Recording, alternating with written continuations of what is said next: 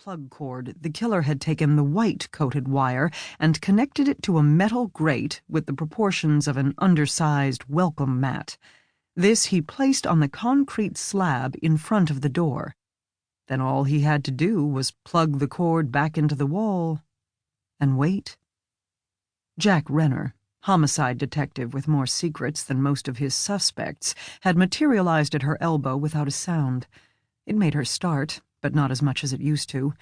Jack was tall, dark, decidedly not handsome, and a killer. She knew that, and yet told no one, a fact that, even after 6 months, still astounded her when she woke to it each morning. "I get it," he said aloud. When she stepped on the grounded plate and then touched the handle, her body completed the circuit. His partner, Thomas Riley, stared down at the body. "I'd expect more. Wouldn't she, burst into flames?" Maggie raised one eyebrow at him, and his fair skin colored until he protested, "Well, we had a guy on a construction site who got tangled in a live wire, and he wound up practically cut in half." "She's got the mark on her hand, and she'll probably have a similar scorch on one or both of her feet," Maggie said. They couldn't move or examine the body until an investigator from the medical examiner's office arrived.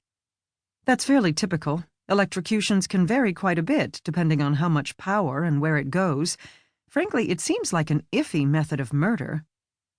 Jack said, "Maybe. Wearing those probably helped." He gestured to the woman's fashionable shoes. Thin soles, no rubber, plus it rained last night. Maggie examined the grate and the concrete slab without touching it, though the fire department had already pulled the plug from the outlet. The surface had sagged over the years, caving until grime accumulated in its shallow depth, providing the perfect resting spot for the grate.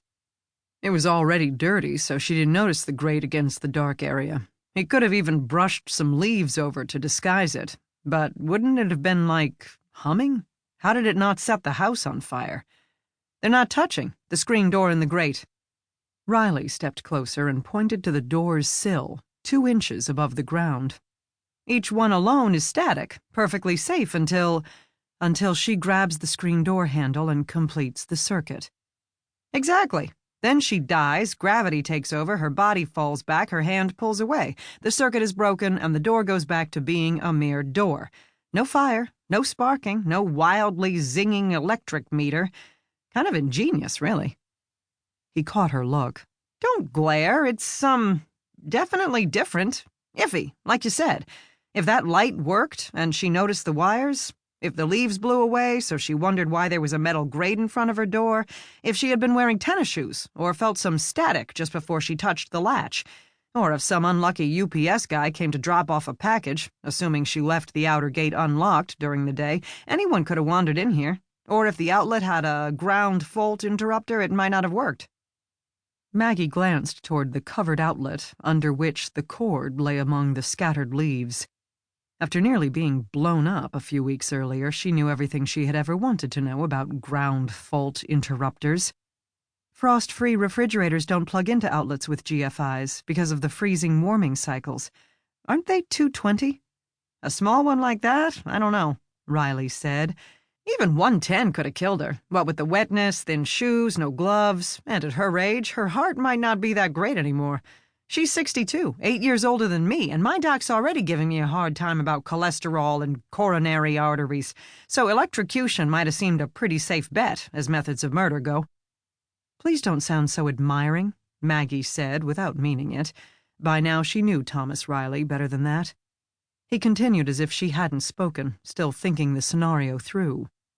"Even if it didn't work, he wasn't out a lot of work or effort. He didn't have to enter the house or bring anything with him except wire strippers and this metal grate, which, correct me if I'm wrong, Miss CSI, doesn't seem to have a spot on it wide enough to get a decent print from." Maggie looked again at the latticework of metal strips, none more than perhaps an 1/8 inch wide. "Probably not, no, especially after the rain." "Or the plug?" "Rubber-covered and exposed to the elements? Unlikely. I'll swab for contact DNA, but if he wore gloves—" "And he's an idiot if he didn't. So he doesn't set up a slam dunk, but then he doesn't leave us any clues either. Unless our dead lady..."